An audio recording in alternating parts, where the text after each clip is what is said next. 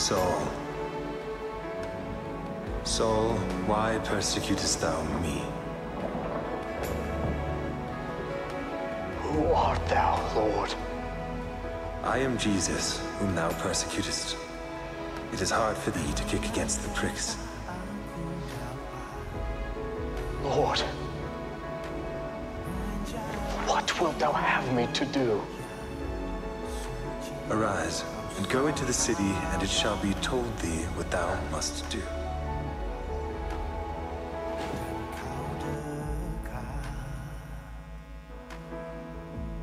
Ananias.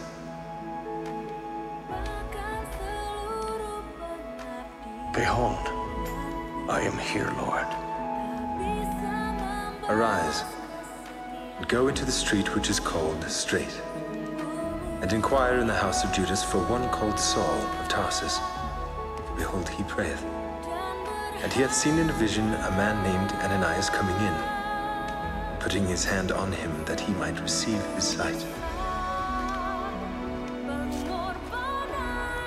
Lord, I have heard by many of this man, how much evil he hath done to thy saints in Jerusalem. And here he hath authority from the chief priest to bind all that call on thy name. Go thy way, for he is a chosen vessel unto me, to bear my name before the Gentiles and kings, and the children of Israel. For I will shew him how great things he must suffer for my name's sake.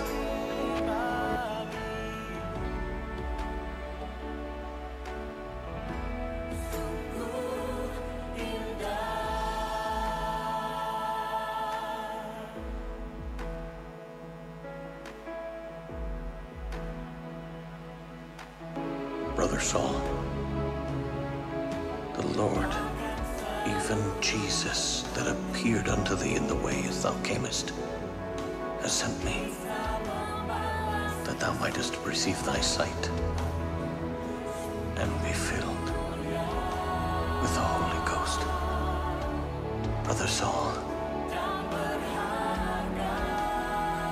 receive thy sight.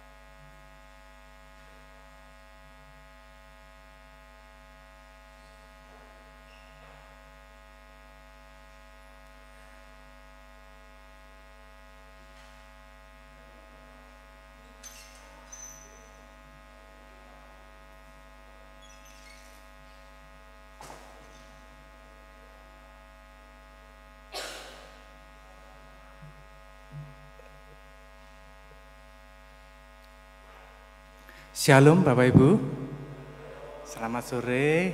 Kami atas nama Majelis Jemaat mengucapkan selamat sore, selamat beribadah di dalam ibadah sore pada hari ini, tanggal 5 Maret 2023. Juga mengucapkan selamat datang dan mengikuti ibadah untuk kepada warga tamu yang mungkin baru pertama kali ikut ibadah di kesempatan sore hari ini.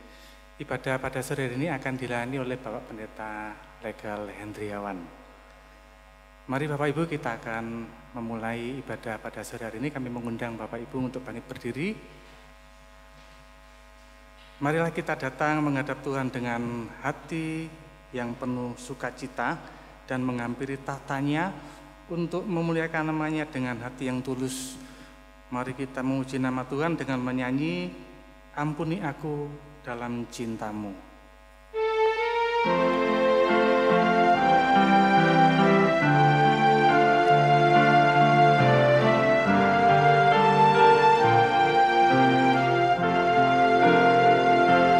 Di satu sisi hidupku, ku terjatuh dalam jurang semu, tak mampu, takut dan malu memandang pada wajah-Mu.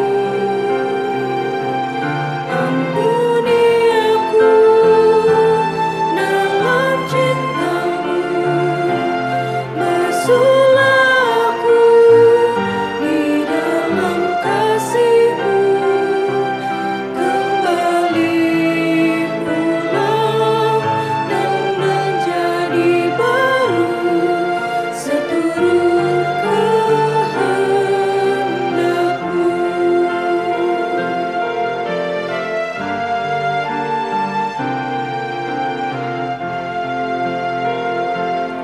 Hanyalah debu hidupku, hilang lenyap di hembusan bayu, namun Kau mengingat aku, rahmat-Mu mengangkat aku.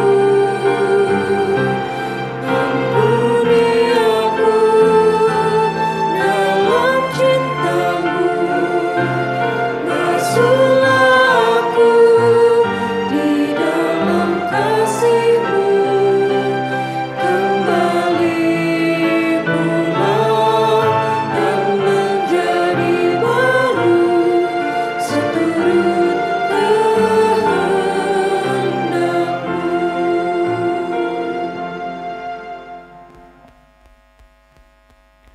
Jemaat yang dikasihi dan yang mengasihi Tuhan, mari bersama-sama kita memulai ibadah kita pada sore hari ini, mengingat karya Tuhan yang sudah dinyatakan kepada kita semua. Kita mengambil saat teduh, menyiapkan hati, pikiran dan jiwa kita hampiri tahtanya.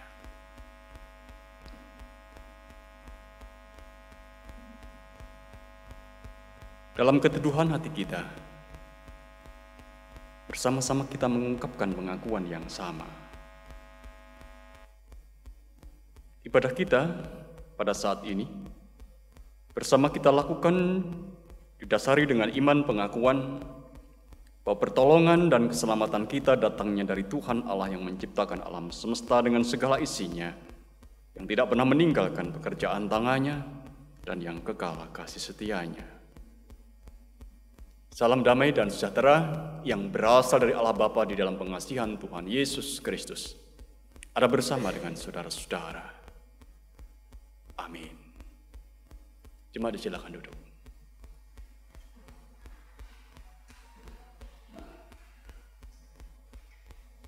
Bapak, Ibu, dan saudara-saudara yang dikasihi dan yang mengasihi Tuhan. Sepanjang masa Prapaskah ini, kita masih dipandu oleh satu tema yang sama. GKJW meneladani solidaritas Yesus dalam keseharian. Tema ini yang kita akan gumuli sepanjang masa Prapaskah untuk menghayati akan bagaimana karya Tuhan yang dinyatakan kepada kita melalui Yesus Kristus. Dan tema khotbah untuk sore ini, karena bacaan kita terhubung dengan Abraham, maka tema khotbah kita dirumuskan Abraham, Bapa orang beriman. Menjadi dasar bagi kita untuk boleh menghayati akan masa Prapaskah di Prapaskah yang kedua ini. Kita menyambut tema ini dengan satu pujian dari Kidung Jemaat nomor 415 bait 1 dan 3.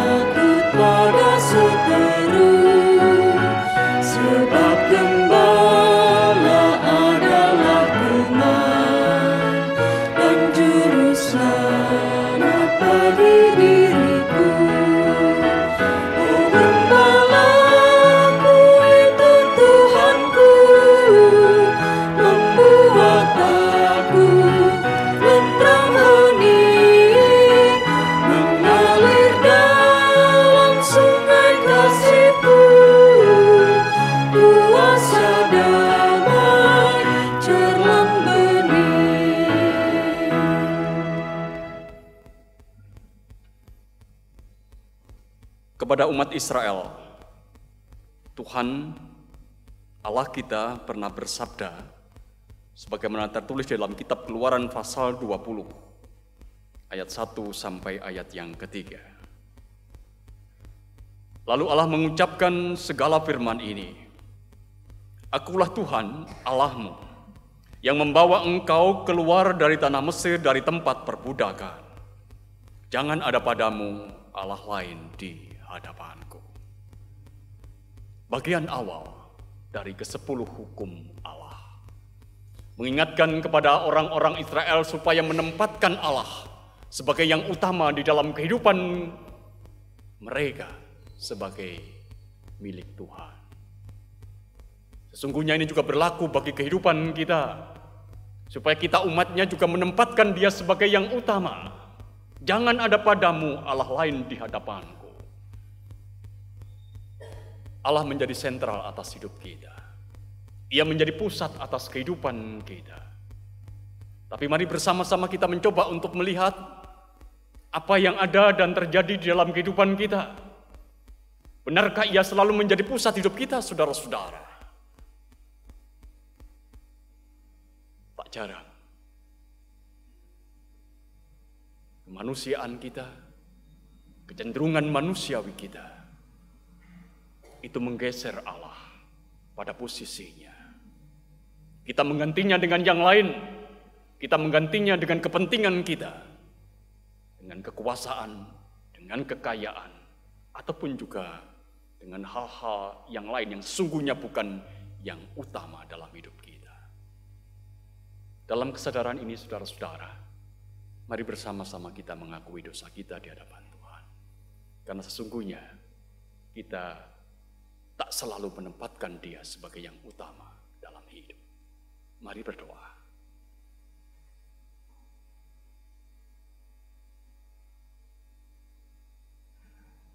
Bapa yang di sorga, perkenankan pada saat ini kami anak-anak-Mu menghampiri tahta-Mu. Kami bersyukur atas penyertaan pimpinan dan berkat Tuhan dalam hidup kami. Engkau Allah kami yang telah memberikan kesempatan bagi kami untuk hidup. Engkau Allah kami yang telah menumbuhkan kerinduan di dalam hati kami, supaya kami ada dalam perjumpaan ini. Bersyukur Tuhan untuk apa yang sudah Engkau nyatakan.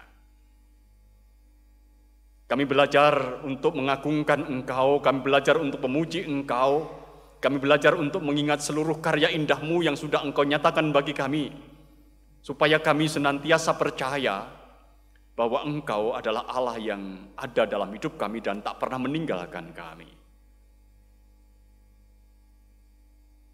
Dalam kesadaran diri kami akan kebaikan-Mu itu, Engkau juga telah mengingatkan kami, sebagaimana Engkau telah mengingatkan kepada Israel supaya kami dan Israel menempatkan Engkau sebagai yang utama di dalam hidup.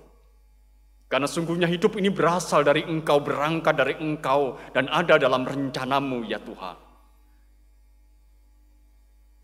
Tapi ketika kami melihat diri kami masing-masing, apa yang sudah ada dan terjadi yang kami lakukan di dalam hidup ini,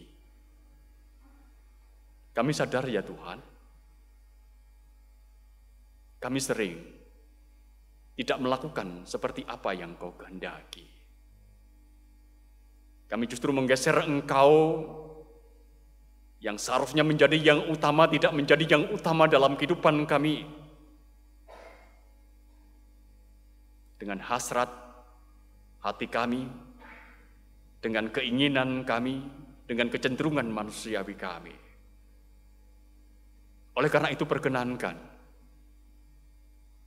dalam kerendahan hati kami saat ini, kami mohon belas pengasihan-Mu.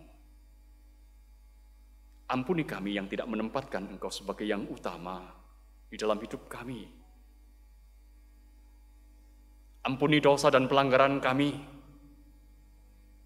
Ampunilah kami yang ada dalam kerapuhan ini, supaya dengan pengampunan-Mu, kami layak untuk menerima rahmat dan anugerah-Mu.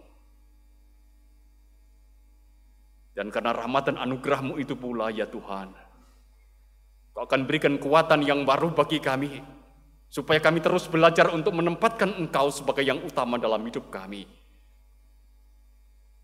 Dan kami belajar untuk hidup seturut dengan apa yang menjadi kehendak-Mu.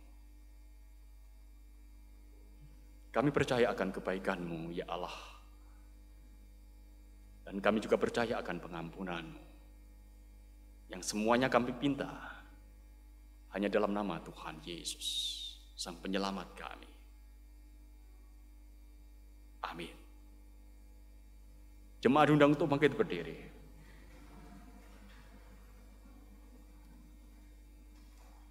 Setelah bersama-sama kita mengungkapkan pengakuan dosa kita, Dia Sang Pengampun memberitakan kepada kita berita pengampunan.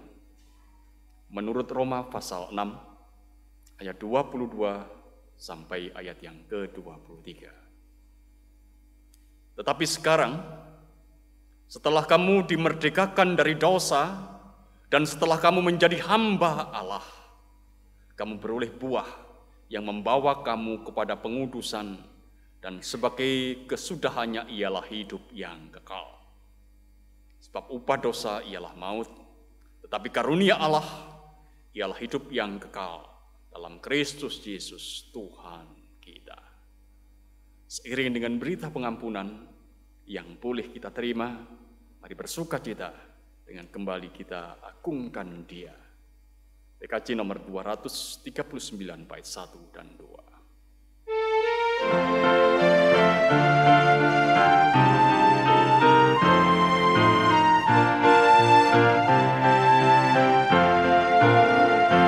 Perubahan besar di kehidupanku sejak Yesus di hatiku, di jiwaku bersinar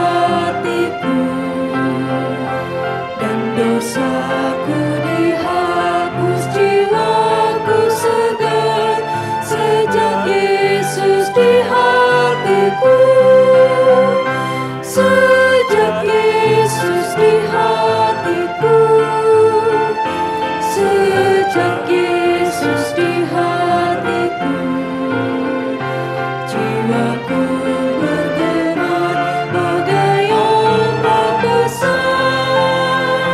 Sejak Yesus di hatiku. Silakan duduk.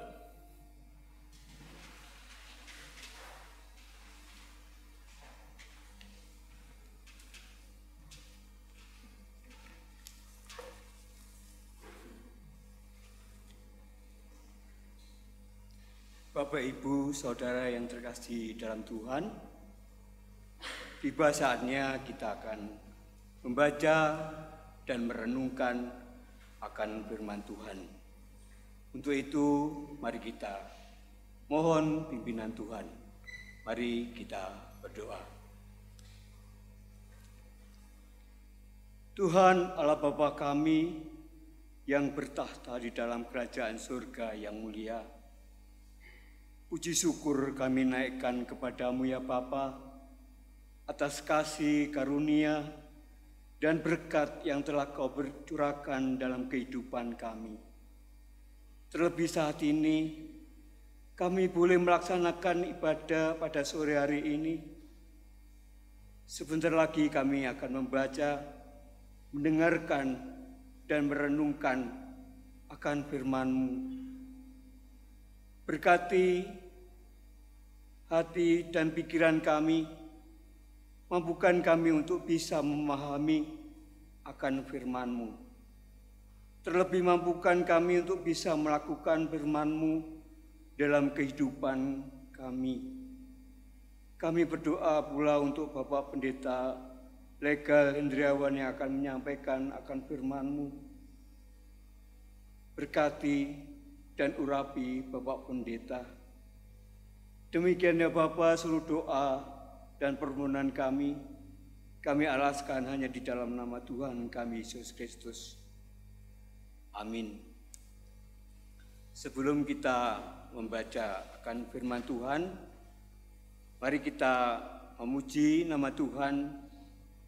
Firman-Mu pelita bagiku.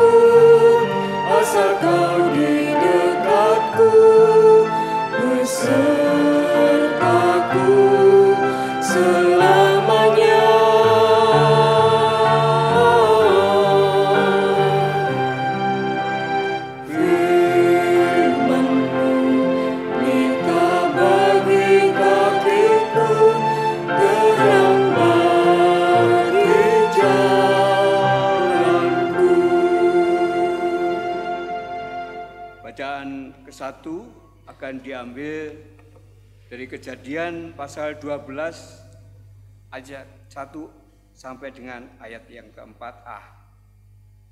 Kejadian 12 ayat 1 sampai dengan 4a yang demikian firman-Nya. Allah dipanggil Abraham dipanggil Allah.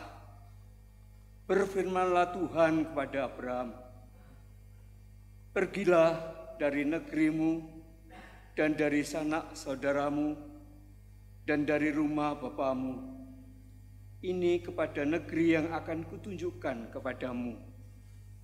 Aku akan membuat engkau menjadi bangsa yang besar dan memberkati engkau serta membuat namamu masyhur dan engkau akan menjadi berkat.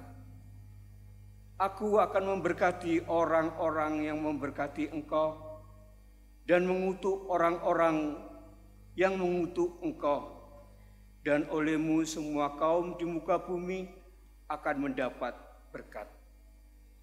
Lalu pergilah Abram seperti yang difirmankan Tuhan kepadanya, dan Lot pun ikut bersama-sama dengan dia. Demikian firman Tuhan.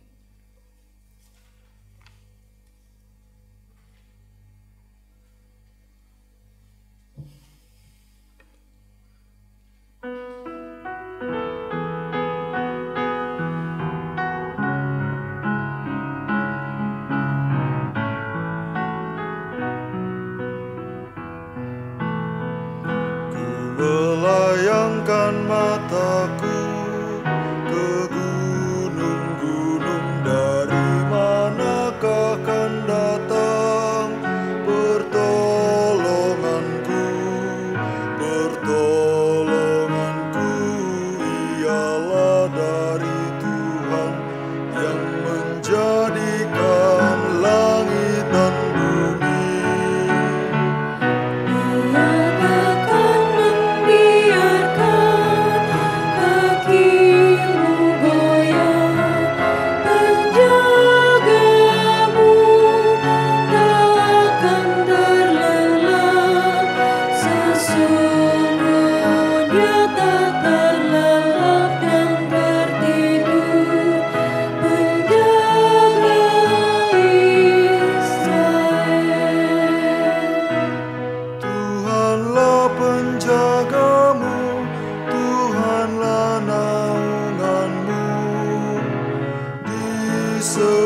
Sebelah tangan kananmu, Matahari tak akan menyakiti engkau, waktu siang ataupun malam. Tuhan kan menjagamu atas kecelakaan, Ia akan menjaga nyawamu.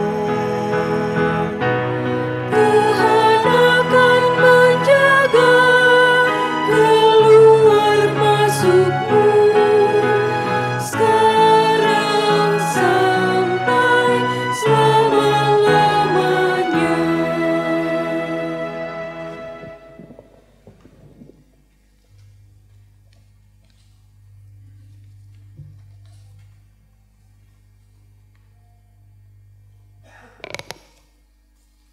Bacaan yang kedua diambil dari Roma 4 ayat 1 sampai 5, disambung dengan ayat 13 hingga 17 yang demikian kesaksian firman Tuhan.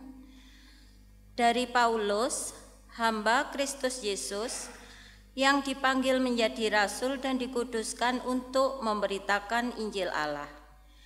Injil itu telah dijanjikannya sebelumnya dengan perantaraan nabi-nabinya dalam kitab-kitab suci, tentang anaknya yang menurut daging diperanakkan dari keturunan Daud, dan menurut Roh Kekudusan dinyatakan oleh kebangkitannya dari antara orang mati, bahwa ia adalah anak Allah yang berkuasa, Yesus Kristus Tuhan kita. Dengan perantaraannya kami menerima kasih karunia dan jabatan rasul untuk menuntun semua bangsa supaya mereka percaya dan taat kepada namanya. Dilanjutkan dari Roma 4 ayat 13 hingga 17 yang demikian.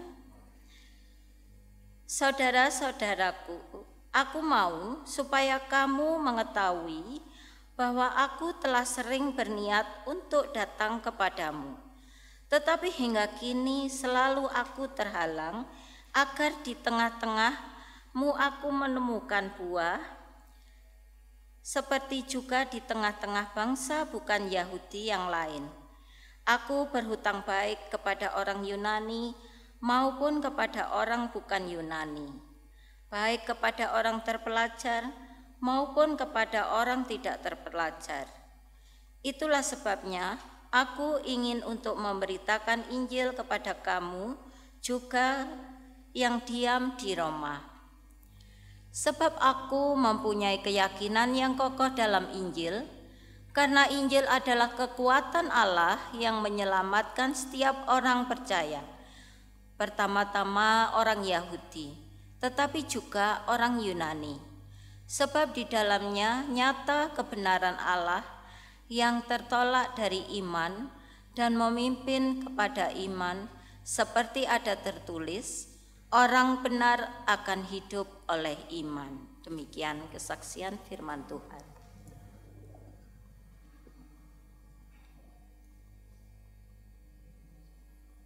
Inilah permulaan Injil Yesus Kristus.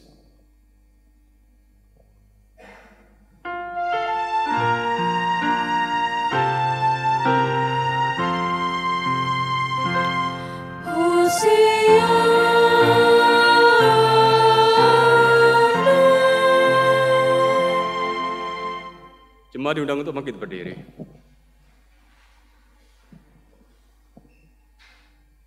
Injil Yesus Kristus menurut kesaksian Yohanes pasal 3 ayat 1 sampai ayat yang ke-17. Adalah seorang Farisi yang bernama Nikodemus, seorang pemimpin agama Yahudi.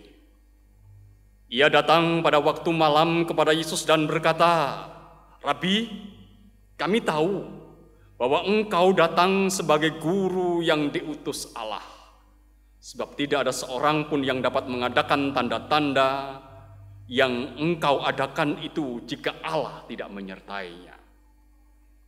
Yesus menjawab, katanya, "Aku berkata kepadamu, sesungguhnya jika seorang tidak dilahirkan kembali, ia tidak dapat melihat kerajaan Allah." Kata Nikodemus kepadanya, "Bagaimanakah mungkin seorang dilahirkan kalau ia sudah tua? Dapatkah ia masuk kembali ke dalam rahim ibunya dan dilahirkan lagi?" Jawab Yesus, "Aku berkata kepadamu, sesungguhnya jika seorang tidak dilahirkan dari air dan roh, ia tidak dapat masuk ke dalam kerajaan Allah. Apa yang dilahirkan dari daging adalah dari daging, dan apa yang dilahirkan dari roh adalah roh. Janganlah engkau heran, karena aku berkata kepadamu, kamu harus dilahirkan kembali. Angin bertiup kemana ia mau, dan engkau mendengar bunyinya, tetapi engkau tidak tahu dari mana ia datang atau kemana ia pergi. Demikianlah halnya dengan tiap-tiap orang yang lahir dari roh." Nikodemus menjawab katanya, "Bagaimanakah mungkin hal itu bisa terjadi?" Jawab Yesus, "Engkau adalah pengajar Israel, dan engkau tidak mengerti hal-hal itu. Aku berkata kepadamu, sesungguhnya kami berkata-kata tentang apa yang kami ketahui dan kami bersaksi tentang apa yang kami lihat, tetapi kamu tidak menerima kesaksian kami. Kamu tidak percaya waktu aku berkata-kata dengan kamu tentang hal-hal duniawi. Bagaimana kamu akan percaya kalau aku berkata-kata dengan kamu tentang hal surgawi? Tidak ada seorang pun yang telah naik ke sorga selain daripada Dia yang telah turun dari sorga, yaitu Anak Manusia. Dan sama seperti Musa meninggikan ular di padang gurun, demikianlah juga Anak Manusia harus ditinggikan, supaya setiap orang yang percaya kepadanya beroleh hidup yang kekal.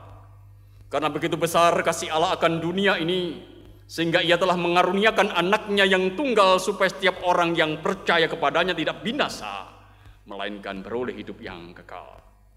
Sebab Allah mengutus Anaknya ke dalam dunia bukan untuk menghakimi dunia, melainkan untuk menyelamatkan oleh Dia. Demikian bacaan firman Tuhan. Yang berbahagia adalah setiap kita yang mendengar dan meliharanya dalam hidup. Amin.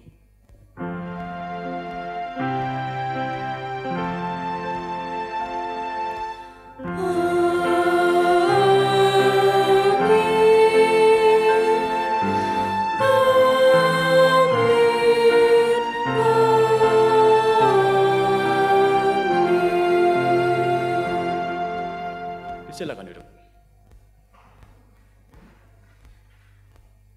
Selamat sore Bapak Ibu dan saudara-saudara.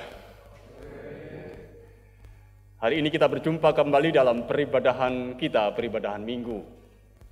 Dan secara keseluruhan sebagai satu persekutuan, pada sore ini kita berjumpa dengan salah satu tokoh besar dalam perjanjian lama, yaitu Abraham. Yang kemudian kita menyebutnya dengan Abraham, karena Alkitab juga menegaskan awalnya dia memang bernama Abraham, tapi kemudian menjadi Abraham. Kita mengenalnya sebagai bapa orang beriman, sebagai bapa orang percaya. Dan minggu Prapaskah yang kedua ini, kita berjumpa dengan dia. Kita berjumpa dengan Abraham atau Abram. Kita berjumpa dengan bapa orang beriman. Oleh karena itu, kita akan menghayati akan bagaimana sungguhnya kita hidup sebagai orang beriman, dan kita belajar bagaimana sungguhnya hidup seperti apa yang dihidupi oleh Abraham dalam hidupnya. Kita akan berbicara tentang iman. Bapak, Ibu, dan saudara-saudara yang dikasihi dan yang mengasihi Tuhan. Kalau kita berbicara tentang iman, sepintas,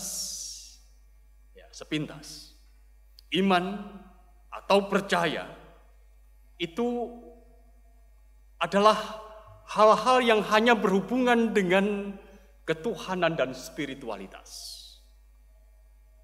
Ada orang yang berpendapat demikian, bahwa kalau kita berbicara tentang iman, itu berarti kita berbicara tentang apa yang terkait dengan ketuhanan dan apa yang terkait dengan spiritualitas. Orang-orang besar dalam Alkitab, tokoh-tokoh besar dalam Alkitab, kita menyebutnya dia adalah tokoh-tokoh iman, atau kita juga menyebutnya raksasa-raksasa iman. Ada pula yang mengatakan, kalau kita berbicara tentang iman, itu berarti kita berbicara tentang apa yang abstrak. Apa yang abstrak. Itu urusannya para rohaniawan. Itu urusannya para tokoh-tokoh iman. Perkara yang jauh dari kehidupan kita keseharian. Tidak kita sering mendengar ini, saudara-saudara. Ada pendapat anggapan seperti ini. Sepertinya iman seperti itu, suatu yang abstrak, suatu yang tidak konkret. Padahal senyatanya Bapak, Ibu, dan saudara-saudara yang dikasihi dan yang mengasihi Tuhan, kalau kita berbicara tentang iman, sesungguhnya kita berbicara tentang kehidupan keseharian kita. Sebab iman itu selalu hadir, selalu berfungsi, dan ia memainkan peranan penting di dalam kehidupan kita, dan itu adalah peranan yang besar di dalam kehidupan kita. Mengapa?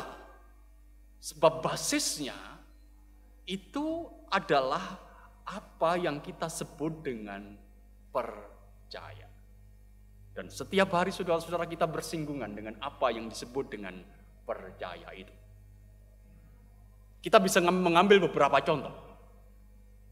Dalam hubungan kita antar manusia, saudara-saudara, unsur percaya itu besar sekali. Dalam kehidupan kita sebagai keluarga, saudara-saudara, di situ ada saling percaya. Ada saling percaya satu dengan yang lain. Suami percaya kepada istri, istri percaya kepada suami, anak percaya kepada orang tua percaya kepada anak. Hubungan antar teman itu pun juga dibangun atas dasar kepercayaan, kan? Siapa yang mau berteman dengan orang yang tidak bisa dipercaya? Ada yang mau?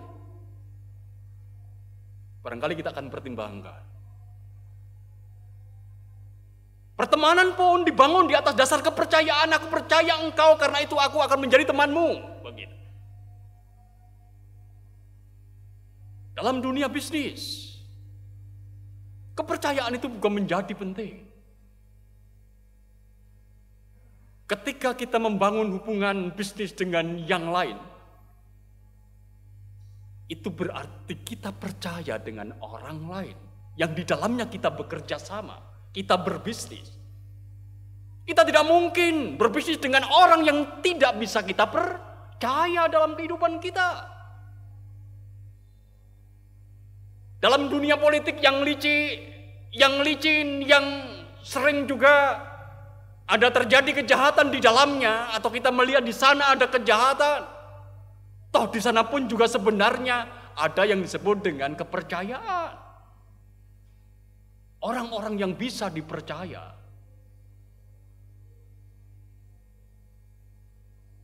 Itu dalam dunia bisnis. Kalau kita membeli sesuatu, apapun itu saudara-saudara, kita membelinya karena kita percaya produk itu, kan? Kalau kita tidak percaya produk itu, mana mungkin kita akan mau membeli? Kalau kita diterima bekerja di satu instansi atau lembaga tertentu atau perusahaan tertentu, itu artinya bahwa kita ini dipercaya akan menjadi karyawan yang baik. Kita dipercaya. Perusahaan itu tidak akan menerima kita jika kita tidak dipercaya. Dari sini Bapak Ibu dan saudara-saudara yang dikasihi dan yang mengasihi Tuhan, sesungguhnya menjadi jelas bagi kita, di mana-mana yang namanya kepercayaan itu memainkan peranan penting. Malah bisa jadi yang utama di dalam kehidupan kita. Dalam keseharian kita itulah yang sebenarnya ada dalam hidup kita. Masalah kepercayaan. Masalah iman. Itu selalu terkait dengan kehidupan kita keseharian. Mari bayangkanlah yang sebaliknya Bapak Ibu dan saudara-saudara. Bayangkanlah yang sebaliknya. Apa yang akan terjadi dalam kehidupan kita, ya? Apa yang akan terjadi dalam kehidupan saya dan kehidupan saudara jika kita ini tidak percaya kepada apapun dan siapapun. Tidak percaya kepada apapun dan siapapun. Apa yang akan terjadi? Barangkali hidup kita ini akan dicekam oleh ketakutan. Kekhawatiran yang begitu rupa akan menyergap kita. Karena apa saudara-saudara? Kita mau makan, ya, kita berpikir, jangan-jangan ini ada racunnya. Kita mau berteman, kita sudah berpikir, wah, ini jangan-jangan musuh saya. Kita mau membangun bisnis, jangan-jangan orang ini tidak bisa dipercaya. Kita akan menjadi takut untuk melakukan sesuatu. Kita takut melakukan sesuatu. Tetapi kita juga akan takut untuk melakukan semuanya itu. Ini yang akan terjadi dalam kehidupan kita. Itu kalau semua itu tidak kita percaya. Apapun dan siapapun. Sekarang bayangkanlah hal yang lebih sederhana begini. Dalam salah satu aspek kehidupan kita, salah satu saja, itu kita tidak percaya. Itu sudah mengganggu napa mboten? Satu saja. Saya yakin itu sudah mengganggu. Misalnya saja, saya sebagai seorang suami, salah satu aspek yang tidak saya percaya adalah istri saya. Saya tidak percaya istri saya. Maka itu tentu akan mengganggu kehidupan saya sebagai pribadi. Itu saya keluar sedikit saja, nyandi, begitu barangkali. Apa yang dilakukan, apa yang dikerjakan. Satu aspek saja, itu sudah mengganggu kehidupan kita. Kalau kita tidak percaya, bayangkanlah kalau semua aspek dalam kehidupan kita ini tidak kita percayai apapun dan siapapun. Barangkali kita akan menjadi gila karena itu. Jadi saudara-saudara, jangan anggap percaya itu ada di luar kehidupan keseharian kita. Percaya itu konkret. Percaya itu hadir dalam kehidupan kita setiap hari. Di semua bidang kehidupan. Dia ada di situ dan kita butuhkan. Jangan bilang bahwa iman itu jauh dari kehidupan kita sehari-hari. Justru dalam kehidupan sehari-hari inilah kita memerlukan kepercayaan, kita memerlukan iman. Dan kita tidak bisa hidup tanpa kepercayaan. Iman itu bukan urusan rohaniawan saja. Iman itu adalah urusan kita semua manusia. Iman itu bukan abstrak, iman itu konkret, nyata dalam kehidupan keseharian kita. Mari kita menengok tokoh besar kita, Abraham. Yang selanjutnya kita juga bisa menyebutnya Abraham. Melalui narasi singkat dalam bacaan kita yang pertama, Kejadian pasal 12 ayat 1 sampai ayat yang keempat bagian A, kita mendapatkan kesan yang sangat kuat bahwa pemanggilan Abraham itu terjadi dalam kehidupan keseharian Abraham. Dan kita mendapatkan pula kesan yang kuat bahwa Abraham itu sungguh-sungguh orang yang percaya, orang yang beriman kepada Allah. Ketika Tuhan berfirman, ayat yang pertama sampai ayat yang ketiga. Berfirmanlah Tuhan kepada Abraham, pergilah dari negerimu dan dari sanak saudaramu dan dari rumah bapamu ini ke negeri yang akan kutunjukkan kepadamu. Aku akan membuat engkau menjadi bangsa yang besar dan berkati engkau serta membuat namamu masyhur dan engkau akan menjadi berkat. Aku akan berkati orang-orang yang berkati engkau dan mengutuk orang-orang yang mengutuk engkau. Dan olehmu semua kaum di muka bumi ini mendapatkan berkat. Itu adalah perintah Tuhan. Perintah Tuhan kepada Abraham, engkau harus pergi. Engkau akan menjadi berkat. Dan dinyatakan kepada kita dengan jelas bagaimana respon Abraham. Ayat yang keempat, lalu pergilah Abraham seperti yang difirmankan Tuhan kepada ayah. Lalu pergilah Abraham seperti yang difirmankan Tuhan kepadanya. Narasi ini tidak memberi ruang dialog untuk Abraham bertanya kepada Tuhan. Pergi kemana? Kapan aku mulai pergi? Tidak membuka ruang dialog. Artinya apa? Artinya ingin menegaskan kepada kita apa yang didengarnya dari Tuhan itulah yang dilakukan, titik. Tidak ada yang lain. Apa yang diperintahkan oleh Tuhan, itulah yang aku kerjakan. Apa yang diperintahkan oleh Tuhan, itulah yang aku lakukan. Dengan apa yang dilakukan oleh Abraham pada saat itu, saudara-saudara, seolah-olah Abraham itu mau berkata begini, hidup sebagai orang percaya, itu adalah hidup dengan melakukan apa yang dikatakan Allah. Hidup sebagai orang percaya, hidup sebagai orang beriman, itu adalah hidup dengan mengerjakan apa yang dimaui Allah. Titik. Ini narasi kita. Tidak menegaskan hal itu. Singkat saja. Kita menyebutnya Abraham itu adalah bapak orang beriman. Karena apa? Karena dia melakukan apa yang menjadi kehendak Tuhan, yang diinginkan Tuhan, yang dimaui Tuhan. Tanpa dia perlu bertanya dan berkata. Karena dia tahu apa yang menjadi rancangan Tuhan atas hidupnya. Janji Tuhan itu yang dipegangnya. Memang saudara-saudara, pertanyaannya sederhana. Apakah hidup seperti ini gampang? Gitu. Apakah hidup seperti ini mudah? Tentu kita akan mengatakan, oh, ini bukan perkara yang mudah. Tidak mudah bagi kita untuk percaya seperti apa yang ada dinyatakan melalui figur Abraham ini. Ada beberapa alasan saudara-saudara mengapa saya mengatakan bahwa ini tidak mudah.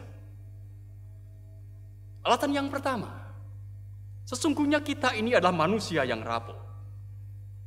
Faktanya kerapuhan kita ini membawa kita pada kecenderungan kita ini lebih suka melakukan apa yang menjadi keinginan kita sendiri. Bukan keinginan Allah. Ingat kisah Adam dan Hawa.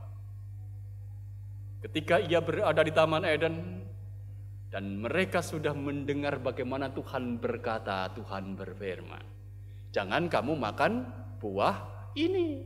Jangan kamu makan buah pengetahuan baik dan yang jahat. Buah yang ada di tengah-tengah taman itu. Mereka sudah mendengar kan? Ya. Mereka mendengar apa yang difirmankan oleh Tuhan. Tapi dalam kerapuhannya, narasi dalam kitab Kejadian menegaskan, ia lebih suka menuruti apa yang menjadi keinginannya sendiri, ingin menjadi sama seperti Tuhan, dan akhirnya manusia jatuh ke dalam dosa. Itulah sebenarnya yang menjadi alasan pertama mengapa hidup dalam ketaatan, melakukan apa yang difirman Tuhan itu tidak mudah. Alasan kedua, saudara-saudara, mengapa hidup seperti Abraham tidak mudah? Karena dalam kenyataan kehidupan kita ini kita suka kemapanan. Kita ini suka dengan kenyamanan. Kita suka hidup dalam zona nyaman kita. Kalau perintah Tuhan pergi, dalam bacaan kita, pergi, itu berarti kita akan meninggalkan zona nyaman kita. Kita akan meninggalkan apa yang membuat kita aman, dan itu tidak enak. Tidak enak. Kita lebih suka hidup dalam zona nyaman. Sekalipun kita tahu seperti apa yang ada dalam kehidupan Abraham, bahwa itu pergi, itu adalah perintah Tuhan, tetapi sekali lagi, ini sebenarnya tidak mudah untuk dilakukan dalam perspektif kita. Sebagai orang-orang yang suka hidup dalam zona nyaman. Alasan ketiga, saudara-saudara, mengapa hidup seperti Abraham tidak mudah? Karena pergi, beranjak dari tempat semula menuju tempat lain yang tidak diketahui, itu sebenarnya kita menempatkan diri kita dalam ketidakpastian. Abraham pun juga berhadapan dengan ketidakpastian kan? Ketika Tuhan mengatakan kepada Abraham, aku akan berikan engkau keturunan, artinya engkau akan menjadi bangsa yang besar. Berapa lama ia menunggu kan? Berapa lama ia menunggu? Ia tidak punya anak. Sampai toh dalam kenyataan dalam hidupnya Abraham itu pun juga pernah dicekam apa yang disebut dengan ketakutan, kemudian ia mengambil budaknya begitu. Supaya dia mendapatkan seorang anak. Ia berhadapan dengan ketidakpastian di depannya. Dan itulah sebenarnya saudara-saudara yang menjadi alasan-alasan mengapa sebenarnya hidup seperti Abraham ini tidak mudah. Hidup sebagai orang beriman yang melakukan apa yang dimaui oleh Tuhan ini tidak mudah, tidak gampang. Abraham, saudara-saudara, tentu tahu alasan-alasan ini. Tetapi secara faktual kita tahu dalam narasi kita, dia tetap pergi. Lalu pergilah Abram seperti yang difirmankan Tuhan kepadanya. Ia pergi seperti yang difirmankan Tuhan kepadanya. Itu artinya bahwa dia tidak terbelenggu oleh alasan-alasan itu kan? Dia tidak terbelenggu oleh alasan-alasan itu.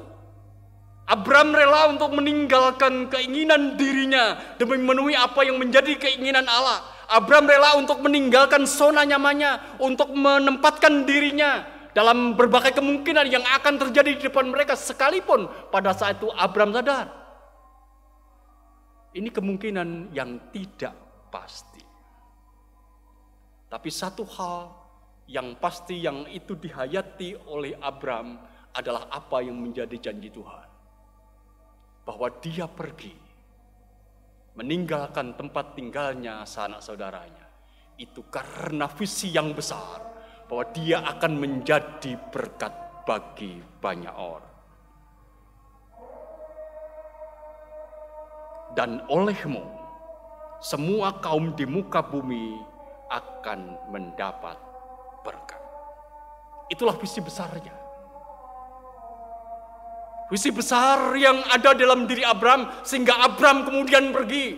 Sekalipun dia sadar ada banyak hal yang bisa menghantui perjalanan itu, banyak hal yang bisa menghambat langkahnya, termasuk alasan-alasan mengapa perjalanan seperti Abram itu tidak mudah.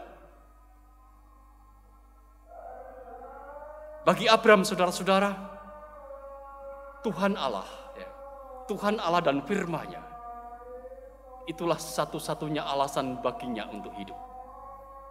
Meski ia harus kehilangan banyak hal, tapi itulah sebenarnya hidup beriman yang ada nyata dalam kehidupan Abraham. Itu juga yang sebenarnya terjadi atas kehidupan tokoh besar yang lain, Musa misalnya. Ketika Musa harus meninggalkan kenyamanannya di Mesir, hidup sebagai bagian dari Firaun, kemudian dia harus pergi untuk meninggalkan dan bergabung dengan bangsanya yang menderita. Dibangun di atas kepercayaan itu. Dia rela kehilangan kenyamanannya di Mesir. Bacaan kita yang ketiga, cerita tentang Nikodemus, barangkali juga menjadi contoh yang baik bagi kita. Bagaimana sungguhnya hidup beriman itu, seperti yang diteladankan oleh Abraham. Yohanes pasal 3, ayat 1 sampai ayat yang ke-17, berbicara tentang percakapan Nikodemus dengan Yesus. Nikodemus itu adalah orang Farisi. Nikodemus itu adalah orang Farisi. Adalah seorang Farisi yang bernama Nikodemus, seorang pemimpin agama Yahudi. Nikodemus itu adalah salah satu anggota Sanhedrin. Sanhedrin itu orang-orang terpilih yang jumlahnya 70 menjadi tokoh besar orang Yahudi. Dia salah satunya, Nikodemus ini. Kalau boleh dikatakan dalam bahasa sederhana, dia adalah anggota majelis ulama Yahudi. Dan itu berarti dia bukan orang sembarangan. Dari ribuan orang Yahudi, dia menjadi orang yang terpilih, menjadi orang yang dikhususkan sebagai pemimpin yang berjumlah 70 orang itu. Dia adalah tokoh besar, dia adalah tokoh yang berpengaruh dalam kehidupan orang-orang Yahudi. Oleh karena itu, saudara-saudara, pada saat itu dia datang kepada Tuhan Yesus pada malam hari. Dikatakan dalam bacaan kita pada malam hari. Dia datang pada malam hari karena apa? Karena barangkali dia menghindari kedatangannya itu supaya tidak diketahui oleh orang-orang Yahudi. Dia adalah pemimpin Yahudi, tapi kalau dia datang kepada Tuhan Yesus dan orang-orang lain mengetahuinya, barangkali reputasinya akan rusak, reputasinya akan hancur. Oleh karena itu dia datang pada malam hari supaya tidak diketahui oleh orang-orang Yahudi pada saat itu. Dalam bahasa kita, ia sedang jaim begitu, jaga image begitu. Tapi dalam percakapan, dan setelah percakapan itu saudara-saudara, setelah perjumpaannya dengan Yesus, Dia sungguh menjadi orang yang percaya kepada Yesus. Dia beriman kepada Yesus, dia melekat kepada Yesus. Artinya dia tidak lagi menjaga image-nya, tetapi dia menjaga imannya. Itulah yang sebenarnya terjadi atas kehidupan Nikodemus. Panjenengan bisa melihatnya di dalam Injil Yohanes pasal 7, bagian akhir, itu berbicara tentang Nikodemus yang membela Yesus. Ya. Yohanes pasal 7. Nikodemus yang membela Yesus. Kemudian di dalam Injil Yohanes pasal 19, itu berbicara tentang Nikodemus yang membawa rempah untuk merawat jasad Yesus setelah peristiwa penyaliban. Fakta ini tidak menegaskan kepada kita, dia itu adalah orang beriman. Dia sungguh percaya kepada Yesus. Barangkali dia sudah tidak peduli lagi dengan image-nya di hadapan orang-orang Yahudi yang lain. Yang penting aku melok Gusti Yesus. Dan itulah yang terjadi dalam sejarah kehidupan Nikodemus yang dituliskan dalam Yohanes pasal 7 dan Yohanes pasal 19, yang ingin menegaskan kepada kita dia menjadi contoh atas kehidupan orang beriman. Dia yang pergi kepada Yesus, tetapi dia juga yang boleh hidup percaya kepada Yesus. Bapak, Ibu, dan saudara-saudara yang dikasihi dan yang mengasihi Tuhan, Abraham itu pergi, atau Abram itu pergi. Ia melangkah. Untuk apa? Untuk melakukan apa yang menjadi firman Tuhan. Nikodemus pun juga sebenarnya adalah orang yang pergi. Dia melakukan apa yang menjadi kehendak Yesus di dalam kehidupannya. Tidak kita menyadari bahwa Allah kita itu juga Allah yang menjangkau, Allah yang pergi, yang meninggalkan kemuliaan sorga, kemudian hadir dalam kehidupan manusia kan? Dalam karya Tuhan Yesus Kristus. Dia yang pergi.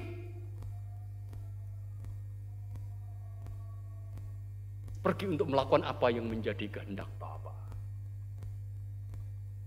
Kalau kita mengingat tema kita, Bapak, Ibu, dan saudara-saudara yang dikasihi dan yang mengasihi Tuhan, GKJW meneladani solidaritas Yesus dalam keseharian.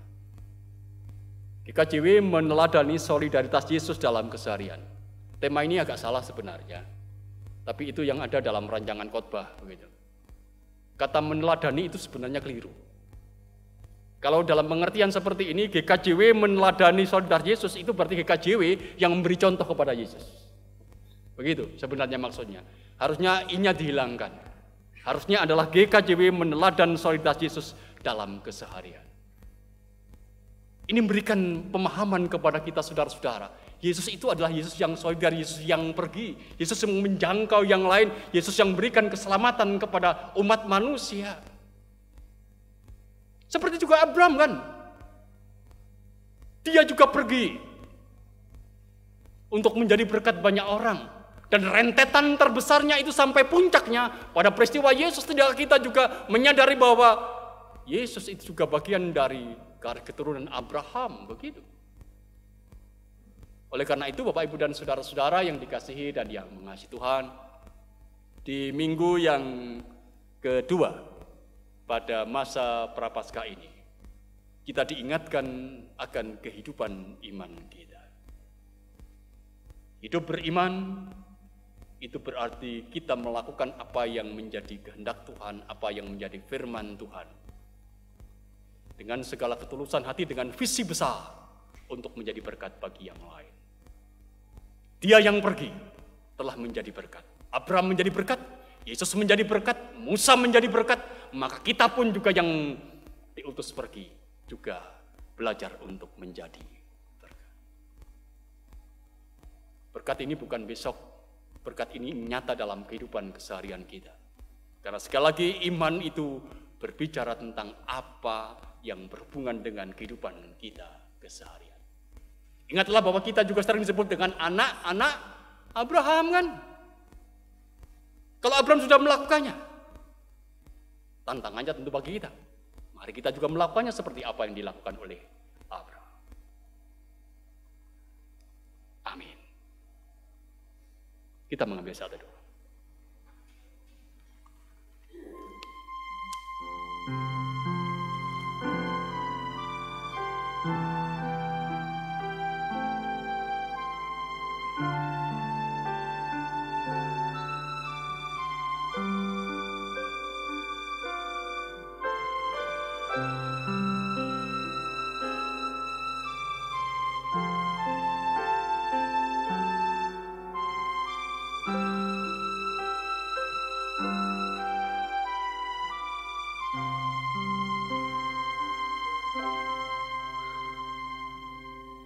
menyambut firman Tuhan.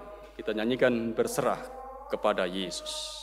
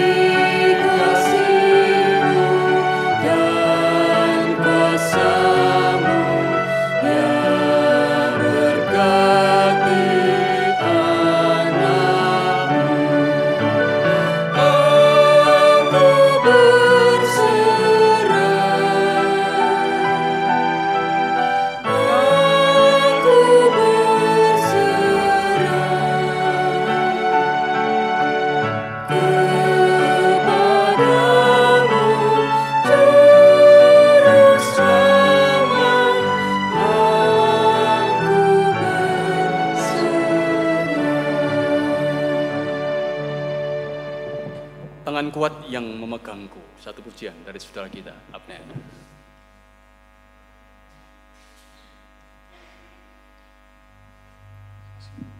Cek.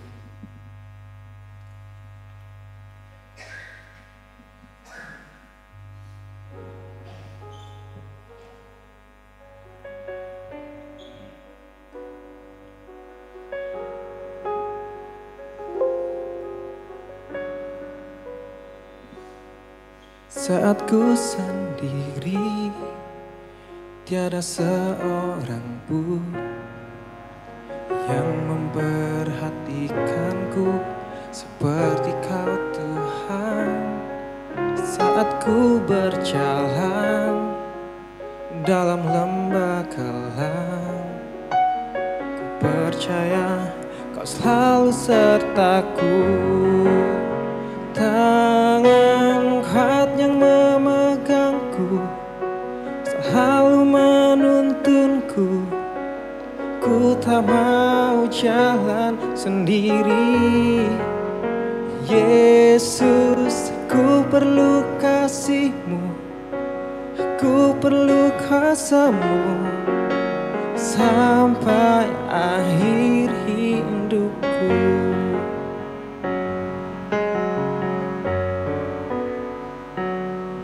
Saat ku berdiri dalam lembah kelam, yang perhatikanku seperti Kau Tuhan. Saat ku berjalan dalam lembah kelam, ku percaya Kau selalu sertaku.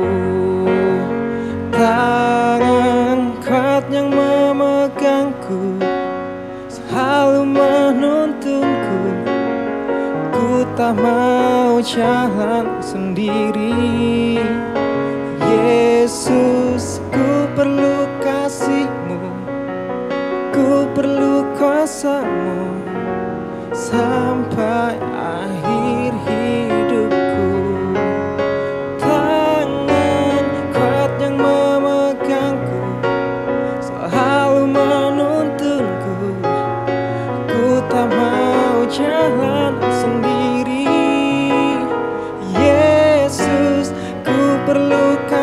kasih-Mu, dan ku perlu kuasa-Mu sampai akhir hidupku.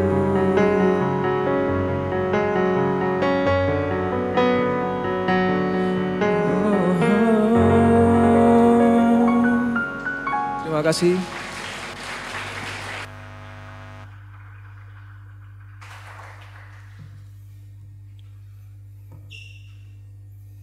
Bapak Ibu Saudara, bersama-sama kita akan mengikrarkan pengakuan iman rasuli. Untuk itu saya jemput kita semua bangkit berdiri. Bersama-sama dengan umat Tuhan di segala abad dan tempat, demikianlah pengakuan iman rasuli. Aku percaya kepada Allah, Bapa yang Maha Kuasa, Khalik langit dan bumi, dan kepada Yesus Kristus, anaknya yang tunggal Tuhan kita, yang dikandung daripada Roh Kudus, lahir dari anak darah Maria, yang menderita di bawah pemerintahan Pontius Pilatus, disalibkan, mati dan dikuburkan, turun ke dalam kerajaan maut. Pada hari yang ketiga bangkit pula dari antara orang mati, naik surga, duduk di sebelah kanan Allah Bapa yang Maha Kuasa, dan akan datang dari sana untuk menghakimi orang yang hidup dan yang mati. Aku percaya kepada Roh Kudus, gereja yang kudus dan am, persekutuan orang kudus, pengampunan dosa, kebangkitan daging dan hidup yang kekal. Amin. Dipersilakan duduk kembali. Mari kita bersatu dalam doa. Kita akan angkat syafaat-syafaat kita kepada Tuhan.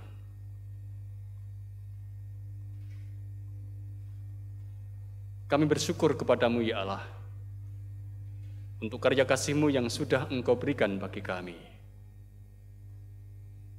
Kau telah memberikan kesempatan bagi kami, anak-anak-Mu, untuk menikmati persekutuan kami, perjumpaan kami dengan Engkau dan dengan saudara-saudara kami yang lain dalam Kristus Yesus. Bersyukur pula untuk firman-Mu yang sudah Engkau taburkan, yang sungguhnya itu menjadi ungkapan kata hati-Mu. Biarkan itu menjadi teladan atas kehidupan kami, bagaimana kami pergumulkan dalam hidup ini, hidup beriman, sebagaimana nyata dalam kehidupan Abraham. Biarkanlah kami anak-anak-Mu akan sungguh-sungguh boleh melakukan apa yang menjadi firman dan kehendak Tuhan, melakukan apa yang Tuhan maui dalam hidup ini, sebagai sarana bagi kami untuk percaya. Kami pergi untuk menjadi berkat bagi yang lain, sebagaimana nyata dalam kehidupan Abraham. Terima kasih Tuhan untuk firman-Mu. Jangan biarkan kami hidup dalam kesia-siaan, tapi biarkanlah kami hidup bermakna dan melakukan apa yang di firman-Mu itu. Bapa, perkenankan pada saat ini, dalam kerendahan hati kami membawa syafaat-syafaat kami. Berdoa untuk kehidupan persekutuan kami. Gereja Kristen Jawetan Jemaat Malang ini, Engkau yang akan senantiasa meneguhkan dalam setiap langkahnya. Mampukan gereja Tuhan untuk tak boleh bertumbuh, untuk boleh menjadi berkat bagi dunia di mana Engkau menempatkan kami sebagai gereja. Pelayanan yang ada di dalamnya, kami juga menyerahkan kepada Tuhan. Berkati para penatua, diaken, badan pembantu dan seluruh karyawan gereja. Mampukan kami yang memberikan diri untuk pelayanan ini dengan segala ketulusan, dan biarkanlah dalam ketulusan itu kami belajar untuk memberikan yang terbaik bagi Tuhan melalui pelayanan ini. Kami sadar di sini pun juga sesungguhnya ada banyak pergumulan, tantangan dan rintangan. Tapi tangan Tuhan yang kokoh, yang kuat, yang akan memampukan kami, sehingga kami boleh keluar dari pergumulan dalam pelayanan ini. Anak-anak Tuhan yang berada di bangku pendidikan, kami juga serahkan kepada Tuhan, supaya Tuhan menyertai dan memimpin. Berikan kepada mereka kehendak yang kuat untuk memberikan yang terbaik dalam studi mereka, sehingga mereka juga boleh meraih harapan mereka. Anak-anak Tuhan yang masih kecil juga kami serahkan kepada Tuhan, supaya mereka atas bimbingan, penyertaan, dan pendampingan dari orang tua mereka masing-masing, mereka akan boleh hidup dengan belajar mengenal Tuhan sebagai Tuhan yang baik, yang berkarya dalam Tuhan kami Yesus Kristus. Sehingga hidupnya pun juga akan menjadi akrab dengan Tuhannya, Sang Penyelamat. Kami berdoa untuk para pemuda-pemudimu, Engkau juga yang memimpin dan menyertai. Berikan kekuatan kepada para pemuda-pemudimu untuk meraih impian dan harapan mereka apapun itu. Karena kami percaya Engkau memiliki kekuatan, Engkau memiliki rancangan terbaik bagi kehidupan mereka. Lebih dari itu Tuhan, mampukan para pemudimu juga untuk hidup bergantung hanya kepada Tuhan. Saudara-saudara kami yang pada saat ini ada dalam keterbatasan karena sakit, karena kelemahan fisik, kami juga membawanya kepada Tuhan supaya Tuhan memberikan kekuatan, Tuhan mendampingi dan Tuhan hadir dalam kehidupan mereka. Supaya sekalipun ada dalam keterbatasan saudara kami ini juga tetap hidup dalam pengharapan. Kami juga berserah supaya Tuhan sendiri memberikan pemulihan kepada mereka. Karena sungguhnya pemulihan itu berasal dari Tuhan dan kuat kuasa Tuhan yang akan nyata dalam hidupnya. Mereka yang ada dalam kesendirian dan kesepian kami serahkan juga kepada Tuhan, supaya Tuhan juga mendampingi, mampukan setiap orang, supaya pada akhirnya menyadari bahwa mereka tak pernah sendiri karena Engkau ada dan beserta dengan mereka. Kami juga berdoa pada saat ini untuk saudara kami yang berusia lanjut, yang ada dalam keterbatasan secara fisik karena usianya yang sudah menjadi tua. Tuhan yang memberikan kekuatan, Tuhan yang memberikan penghiburan, Tuhan yang akan terus menyatakan cinta kasih kekal kepada mereka supaya mereka akan tetap boleh berpengharapan dalam hidup sekalipun ada dalam keterbatasan fisik mereka. Berdoa pula pada saat ini untuk kehidupan GKJW secara keseluruhan di lingkup jemaat daerah dan majelis agung, supaya Engkau menopang dan menyertai. Kami sadar Bapa ada banyak pergumulan di dalamnya. Dan pergumulan itu pun sebenarnya akan menjadi bagian dari diri kami untuk bertumbuh menjadi makin dewasa. Ajari kami untuk keluar dari pergumulan itu dalam kebenaran Tuhan. Dan percaya bahwa Tuhan akan tak memberikan kekuatan pada kami untuk keluar dari pergumulan itu sehingga GKJW secara keseluruhan akan tetap boleh menjadi terang bagi dunia, menjadi berkat bagi dunia ini. Membawa dalam doa ini saudara kami yang dibelenggu oleh kuasa-kuasa kegelapan, oleh roh-roh kedagingan. Biarkanlah Tuhan sendiri yang menjamah mereka, memberikan kekuatan kepada mereka dalam kuasa Roh Kudus dan membebaskan mereka, sehingga saudara kami yang dikuasai oleh kuasa-kuasa kegelapan, mereka tetap akan boleh berjalan dalam terang Tuhan. Karena Engkau adalah Sang Pemenang atas seluruh kehidupan. Engkau juga yang berkuasa atas segala kuasa kegelapan. Dan Engkau yang berkuasa untuk menaklukkan kuasa itu di dalam karya Tuhan Yesus. Kami membawa dalam doa ini kehidupan bangsa dan negara kami. Biarkanlah hanya karena kasih karunia Tuhan para pendekir kami boleh memimpin negeri ini dengan bijaksana, mengambil setiap kebijakan yang sesuai dengan apa yang menjadi kehendak Tuhan. Kami yang hidup dalam negeri ini, biarkanlah akan terus boleh berharap hanya kepada karya Tuhan melalui para pendekir kami. Kami juga akan melanjutkan hidup kami untuk bekerja, ya Tuhan. Berikan kepada kami kekuatan untuk bekerja, ketulusan untuk melakukan pekerjaan itu, dan bertanggung jawab untuk setiap pekerjaan yang Tuhan berikan. Dan biarkanlah melalui setiap pekerjaan yang kami lakukan, kami akan beroleh berkat Tuhan, dan kami akan tetap boleh bersyukur kepada Tuhan. Atas dunia, secara keseluruhan, di mana kami hidup, Tuhan akan menjaga. Sebagaimana dunia ini Tuhan ciptakan dengan segala keindahannya, biarkanlah Tuhan juga menjaga dunia ini dengan segala keindahannya, hanya karena karya yang nyata dari Tuhan kami Yesus Kristus. Inilah Tuhan ungkapan doa kami, yang kami pinta hanya dalam Tuhan kami Yesus Kristus yang telah mengajarkan kepada kami berdoa. Bapa kami yang di surga, dikuduskanlah nama-Mu, datanglah kerajaan-Mu, jadilah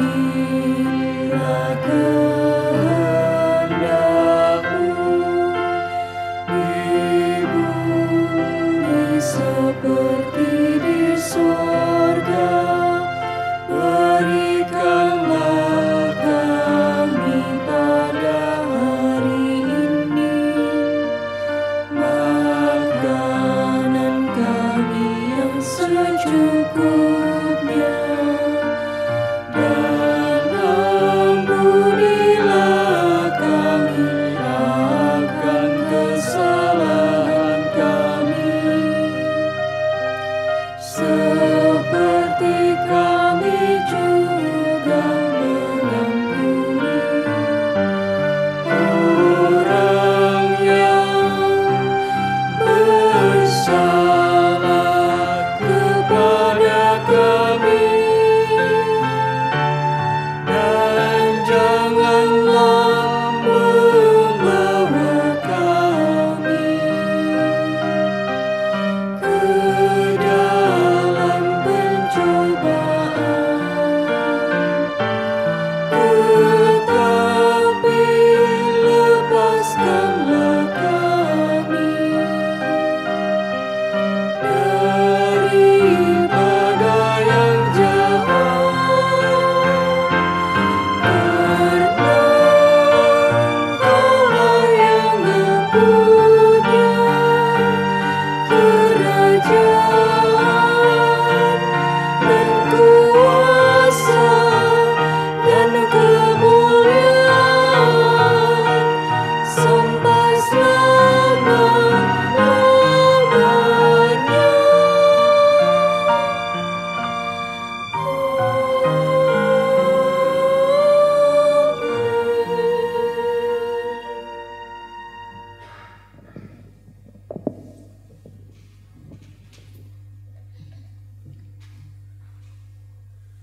Bapak, Ibu, dan Saudara, kasih, penyertaan, dan berkat Tuhan untuk kita umat-Nya tidak pernah berhenti. Kebaikan dan kasih-Nya telah menyelamatkan kita. Karena kebaikannya itu, marilah kita mengucapkan syukur dan kita wujudkan dalam persembahan kita.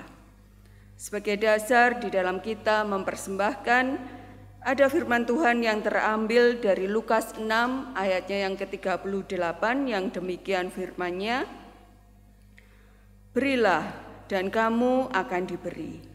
Suatu takaran yang baik, yang dipadatkan, yang digoncang, dan yang tumpah keluar akan dicurahkan ke dalam ribaanmu.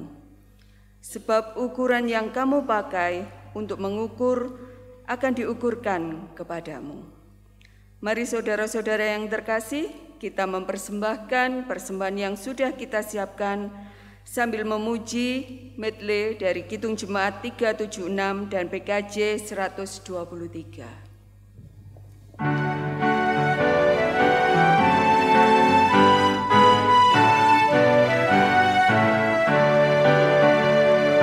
Ikuti Kau saja Tuhan, jalan damai bagiku. Aku selamat dan sentosa hanya oleh darah-Mu.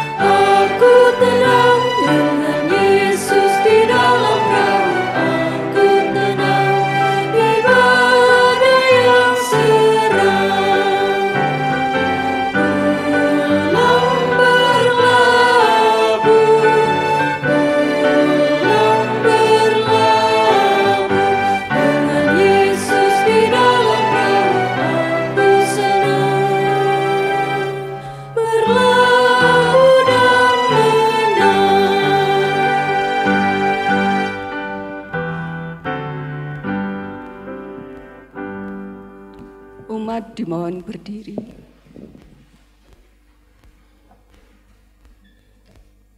Mari kita berdoa. Tuhan Allah Bapa yang Maha Kasih, kami bersyukur atas kasih dan penyertaan-Mu yang tidak pernah berhenti di dalam kehidupan kami. Sebagai ungkapan syukur atas berkat-Mu, saat ini kami telah mengumpulkan persembahan. Kami mohon kiranya Tuhan menerima persembahan ini dan memberkati agar menjadi sarana dalam pelayanan bagi gereja ini atau sekitar kami. Berkati juga untuk para pengelola persembahan agar dapat mengelola persembahan ini secara bijaksana. Demikianlah doa dan ucapan syukur ini kami naikkan. Dalam nama Tuhan Yesus kami telah berdoa. Amin.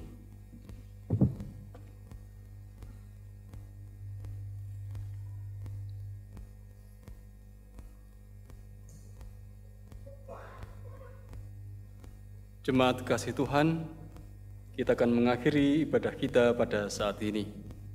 Kita akan undur dari hadapan Tuhan dan kembali dalam kehidupan keseharian kita. Ingatlah bahwa Engkau diutus untuk mewartakan kabar kesukacitaan bagi dunia. Lakukan pekerjaan itu dengan setia dan tulus. Ku ingin selalu dekat padamu.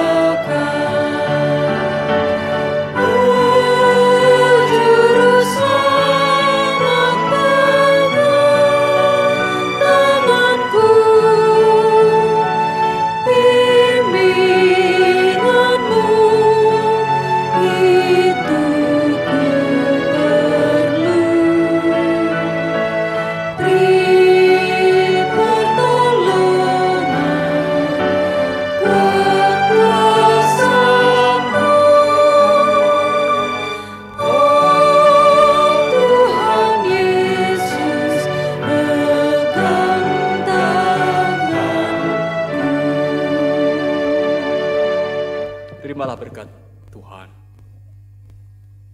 Allah Bapa sumber segala anugerah, Tuhan Yesus sumber segala kasih karunia dan Roh Kudus sumber segala penghiburan, senantiasa menyertai, memberkati, dan mendewasakan saudara-saudara sekalian jemaatnya, kini dan selama-lamanya. Amin.